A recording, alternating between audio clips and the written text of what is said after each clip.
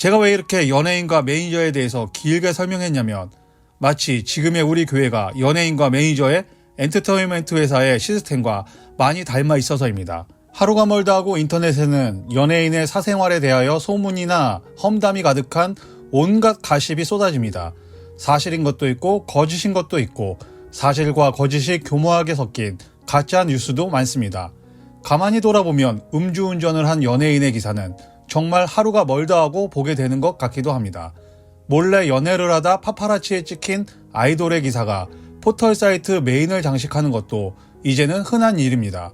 한 인간으로서는 억울한 일이기도 합니다. 개인의 사생활이 이렇게 만천하에 공개되어 하루아침에 사실보다 과장되어 매도당하면 억울하기도 할 것입니다. 하지만 이런 사실을 공개하는 언론이나 파파라치들은 연예인들의 공공성을 강조하며 팬들의 알 권리를 주장합니다. 이런 것과 상관없이 어쨌든 연예인들의 이런 사생활을 다룬 가십은 언제나 많은 사람들의 관심거리이긴 합니다.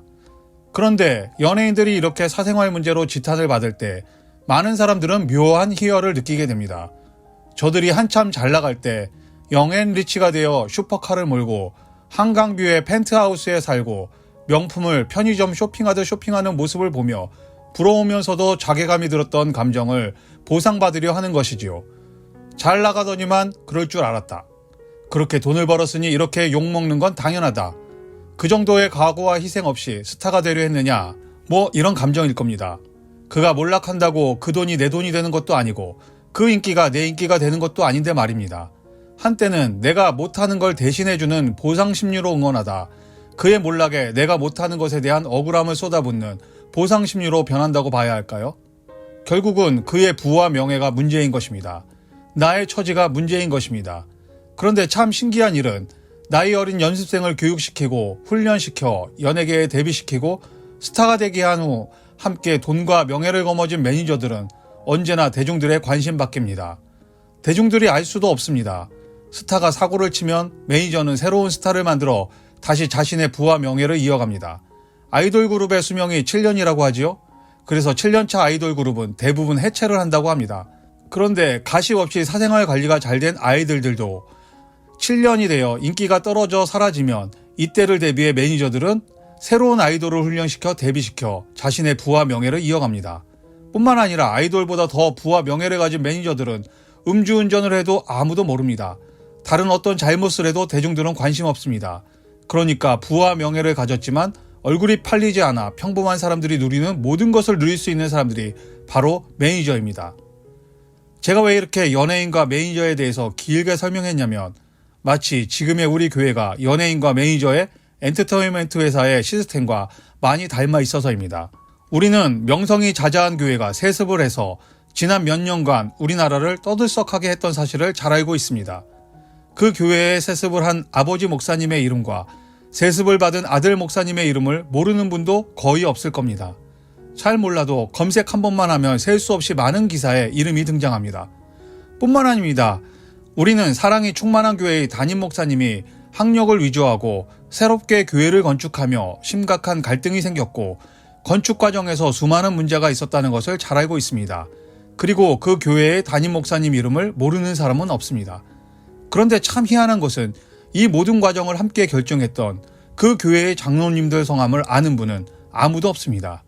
제가 왜 이렇게 말하는지 우리나라 대표적인 두 교단의 총회헌법을 들어 설명해 보겠습니다. 대한예수교 장로회 합동측과 통합측 모두 교단 헌법에서 성경을 근거로 목사의 호칭을 정의하는데 그중 베드로전서 5장 1절에서 3절을 근거로 목사의 호칭을 장로라 하고 있습니다. 먼저 대한예수교 장로회 합동측 헌법입니다. 엄숙하고 지혜롭게 하여 모든 사람의 모범이 되고 그리스도의 집과 그 나라를 근실히 치리하는 자이므로 장로라 하며 베드로전서 5장 1에서 3절. 다음으로 대한예수교 장로회 통합측 헌법입니다. 목사는 모든 교회의 모범이 되어 교회를 치리하는 장로이며 베드로전서 5장 1절에서 3절. 간단하게 말한다면 목사님도 장로님이라는 말입니다. 특히 치리와 관련된 역할에서는 장로님과 동일하다는 것입니다. 이는 장로교 교단 헌법을 보면 보다 명확히 알 수 있는데 율법 시대의 교회를 관리하는 장로가 있음과 같이 복음 시대에도 목사와 협력하여 교회를 치리하는 역할이 장로라고 명기하고 있습니다. 심지어 강도와 교훈의 역할을 제외하고는 교회를 치리하는 역할에서는 목사와 같은 권한이라고까지 명기하고 있습니다.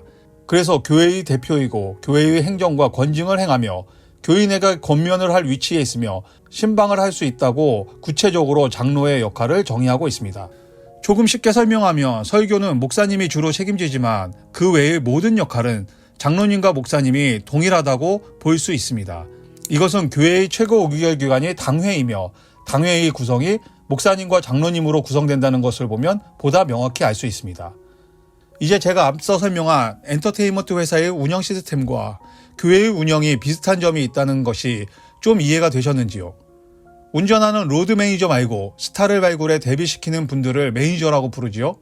이분들이 성공하면 엔터테인먼트 회사를 설립해 사장님이 되시는 겁니다. 그러니까 스타는 바뀌어도 매니저는 바뀌지 않는 것이겠죠. 모든 연예계 시스템은 회사가 운영하고 스타는 그 시스템에 따라 무대에 서는 것이고요. 교회의 모든 결정은 당회에서 하게 됩니다. 당회의 당회장은 담임 목사님입니다. 그리고 부목사님 몇 분을 제외하고는 모두 장로님들이십니다. 그런데 장로님들은 어떤 분들이신가요? 세상에서 성공한 분들이 교회에서도 장로님이 되십니다. 조금 과격하게 말씀드리면 그 교회에서 헌금 제일 많이 하시는 분들이 장로님이 되시는 구조입니다. 세상에서 명함도 못 내미는 분들이 교회에서 장로님이 되기는 힘듭니다. 게다가 대형교회에서는 택도 없는 이야기죠. 목사님은 전도사님이 목사님이 되시거나 강도사님이 목사님이 되십니다. 그 길밖에는 없습니다. 그런데 장로님은 어떤 분들인가요? 우리나라 대통령도 장로님이셨지요? 검찰총장도 장로님이셨고요. 국정원장도 장로님이셨습니다.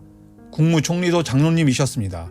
대학교의 교수님은 셀 수도 없고 판사, 검사, 기자, 고위공무원, 국회의원들은 허다하게 많습니다. 물론 사업을 크게 하시는 부자들은 말할 것도 없습니다. 이런 분들이 장로님이십니다.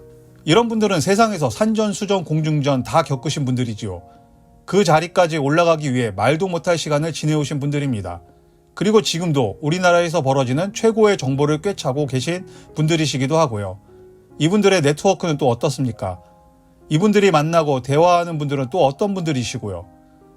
다시 명성이 자자하고 사랑이 충만한 우리나라 최고의 교회의 당회가 어떤 분들로 구성되어 있을지를 짐작해 보세요. 이분들이 담임 목사님의 명령에 순종해서 아무 말도 못했을 것이라고만 생각하면 정말 너무 순진하시거나 세상 물정 모르는 분들이 아닌지 자신을 잘 돌아보셔야 하지 않겠습니까? 이렇게 큰 교회 말고도 우리 교회에서 흔히 벌어지는 일들을 생각해 보겠습니다. 예배 때 500명쯤 출석하고 교회 건물도 있는 중형교회를 개척한 담임 목사님이 은퇴를 하십니다. 그런데 이 목사님은 워낙 훌륭하신 분이시라 후임 목사님 선임을 모두 당회에 일임하시고는 본인은 선교사로 남은 여생을 보내시겠다며 교회를 떠나 외국으로 가셨습니다. 보통 이런 교회는 새로 부임한 담임 목사님이 5년을 못 버티고 계속 갈립니다. 심지어 개혁적이고 깨끗한 목회를 하려는 분들일수록 수명이 길지 못합니다. 당회를 장악한 장로님들은 정권을 휘두르며 새로 부임한 목회자를 끊임없이 견제하고 의심합니다. 장로님들의 손과 발이 되어질 목회자를 고를 때까지 이런 갈등은 지속되고 이런 시간 동안 시끄러운 교회가 진절머리 난 교인들은 모두 교회를 떠나버립니다. 그래도 괜찮습니다. 교회 건물과 땅은 남아있으니까요. 여러분 혹시 은퇴하신 장로님은 교회를 떠나야 한다는 말을 들어보신 적이 있으신지요?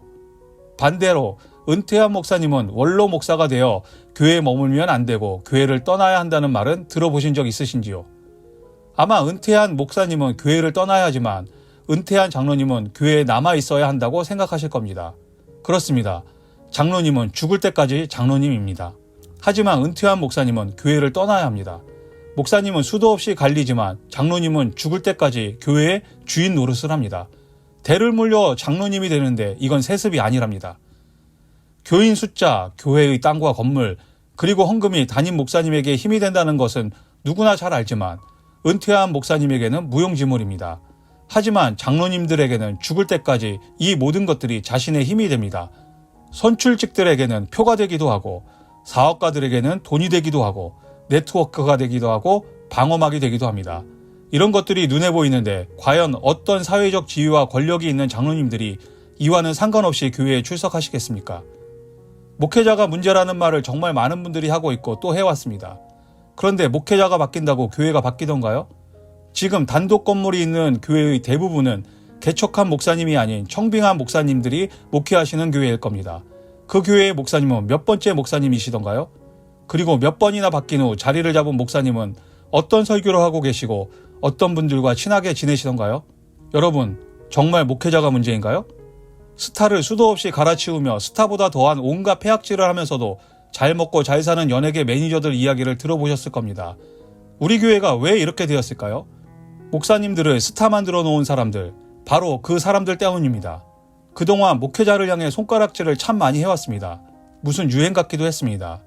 그런데 정말 우리 교회의 어른들이 설교 시간에 깨끗하게 돈 벌어야 한다, 세금 잘 내야 한다, 가난하고 힘든 자들 잘 돌보는 일을 해야 한다, 부자들은 천국 가기 힘들다, 교회를 분립해 규모를 작게 해야 된다, 정치인들 교회에서 표 얻으려 하지 말아야 한다 등등의 설교를 하는 목사님을 담임 목사님으로 모시려고 하던가요? 우리 교회 장로님들이 새로 오신 담임 목사님 쫓아낼 때 무슨 생각을 하고 계셨던가요? 그래도 장로는 평신도 편이니까 우리 편 응원하겠다고 하셨나요? 아니면 우리 아버지가 장로님이고 우리 삼촌이 장로님이고 우리 고모부가 장로님이셔서 아무 생각 없으셨던가요? 목회자가 하는 권한과 역할을 하고 있는 장로님들이 목회자 뒤에 숨어서 교회의 몰락에 대해 아무런 책임 없다며 손을 터는 모습은 마치 빌라도가 자신은 죄 없다고 손 터는 모습과 뭐가 다른지 저는 잘 모르겠습니다. 우리 시대에 교회의 힘이 목사님에게 있던가요? 장로님에게 있던가요? 우리나라 장자교단의 이름이 대한예수교 장로회이지요? 오늘도 시청해 주셔서 감사합니다.